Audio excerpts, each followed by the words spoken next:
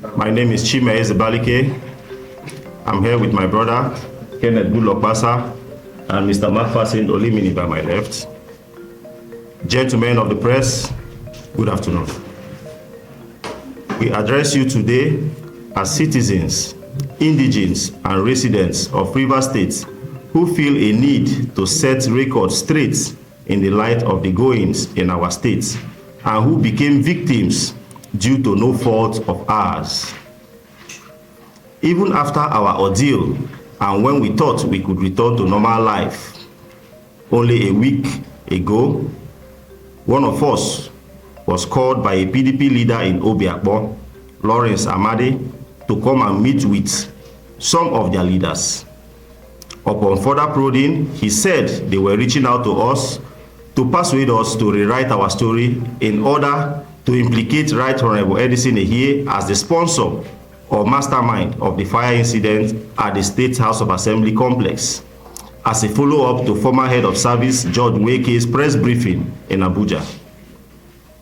This has prompted us to speak out as we do not want to be part of any nefarious act, especially after the torture we faced. For 6 to 8 months, we endured an unjust, harrowing experience in the hands of security agencies and political actors. Our offense was because we refused to frame individuals, including the Chief of Staff to the Rivers State Government House, Right Honorable Edison Ehie, as masterminds behind the Rivers State House of Assembly inferno. Starting from December 2023, we, Chime Ezebalike, Kenneth Bulokbasa, Prince Lukman Oladele, and Macpherson Olimini, were individually and collectively subjected to arrest, intimidation, physical assault, and psychological torture. All of this happened between December 5th, 2023 and January 16th, 2024. At some point, we were offered bribes in exchange for our freedom, even though it was clear that we had committed no offense that warranted our being arrested and detained. 3 of us were known associates of Right Honorable Edison Ehie and Honorable Sokari Goodboy, while Macpherson was an unfortunate victim of mere proximity. Our ordeal began with the arbitrary arrest of Oladele Lukman on December 5th, 2023. On December 16th, 2023, Chime Ezebalike and Macpherson Olimini were violently apprehended at Obakere Junction along the East-West Road while returning from a funeral in a Kata village in Ahoada East Local Government Area. On January 5th, 2024, Kenneth Pasa was forcefully taken in GRA Port Harcourt by a convoy of no fewer than 6 Hilux vehicles. We were blindfolded and taken to the Federal Intelligence Response Team, FIB-IROT, along the Eastern Bypass in Port Harcourt, under the false pretense that the vehicle we were traveling with was stolen. It was later revealed that this was a ruse intended to force us into implicating Right Honorable Edison Ehie in 3 serious allegations, namely the murder of Supo Bako Angbashim, secondly, an assassination attempt on Right Honorable Martins Amaewhule, and thirdly, the burning of the Rivers State House of Assembly complex. At the Federal Intelligence Response Team facility, multiple attempts were made to coerce us into making false confessions.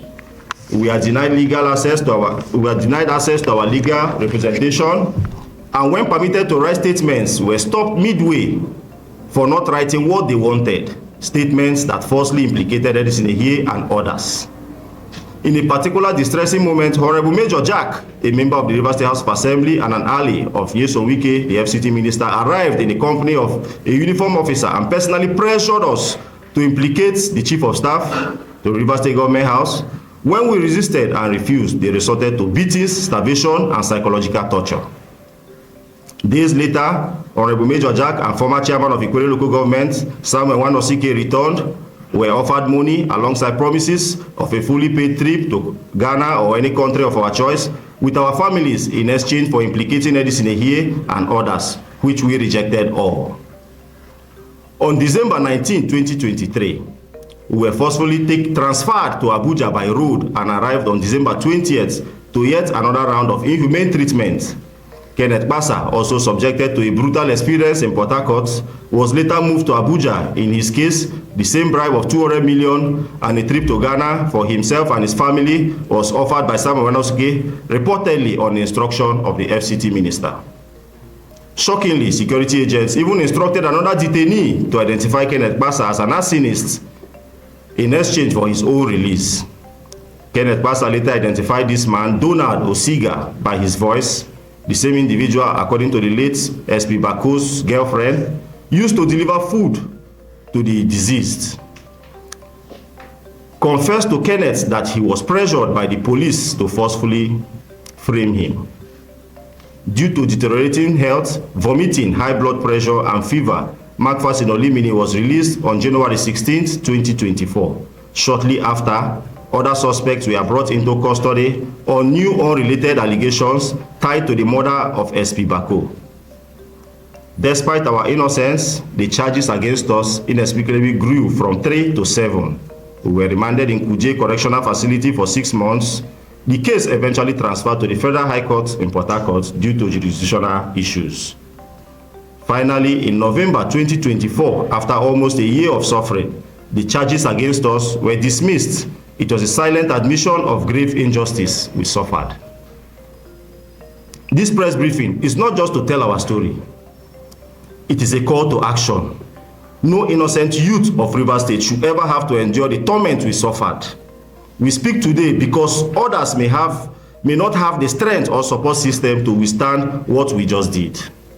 We believe that Nigeria remains the only country we have, and no Nigerian deserves to be tortured, humiliated, and hunted like we were. We demand justice to everyone. We call on every civil society, the media, and the justice-loving Nigerians to stand with us in ensuring that no political agenda or ever weaponizes the state security apparatus against innocent citizens. This country is bigger than any one of us, and all of us deserve to live in a country where no one is oppressed. Thank you, and God bless you.